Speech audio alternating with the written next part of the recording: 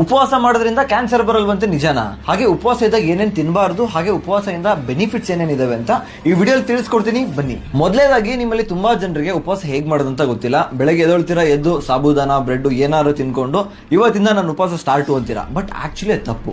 ಹಾಗೆ ಉಪವಾಸ ಮಾಡೋದು ಹೇಗಂದ್ರೆ, ನಿಮ್ಮ 2 ಮೀಲ್ ಮಧ್ಯ 24 hours ಗ್ಯಾಪ್ ಇರಬೇಕು. ಅಯ್ಯೋ ಗುರು 24 ಅವರ್ ಉಪವಾಸ ಇರೋದ ಅಂತ ನೀವು ಶಾಕ್ ಆಗ್ಬಿಡಿ. ಆಕ್ಚುಲಿ ಅದು ಹೇಗೆ ವರ್ಕ್ ಆಗುತ್ತೆ ಅಂದ್ರೆ 16/8 ಅಂದ್ರೆ 16 hours ಫುಲ್ ಫಾಸ್ಟಿಂಗ್. ಇನ್ ಮಿಕ್ಕಿದ 8 hours ನಿಮ್ಗೆ ಎಷ್ಟು ಬೇಕಷ್ಟು ಲಿಮಿಟ್ ಅಲ್ಲಿ ತಿನ್ಬೇಕು. ಅರ್ಥ ಆಗಿಲ್ವಲ್ಲ? ಕರೆಕ್ಟಾಗಿ ಎಕ್ಸಾಂಪಲ್ ಕೊಟ್ಟು ಹೇಳ್ತೀನಿ ಕೇಳಿ. ಇವತ್ತು ನೈಟ್ 8 ಗಂಟೆಗೆ ನೀವು ಊಟ ಮಾಡ್ತೀರಾ.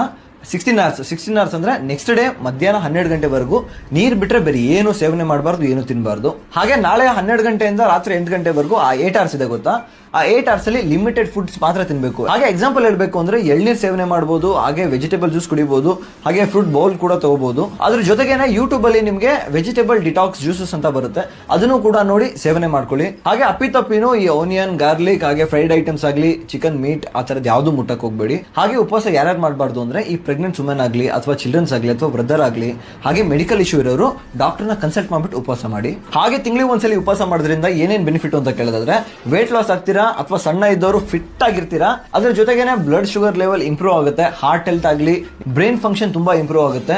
ಹಾಗೇನೆ ಕ್ಯಾನ್ಸರ್ ನಿಮ್ಗೆ ಬರೋ ಚಾನ್ಸಸ್ ತುಂಬಾ ಕಡಿಮೆ ಆಗಿರುತ್ತೆ.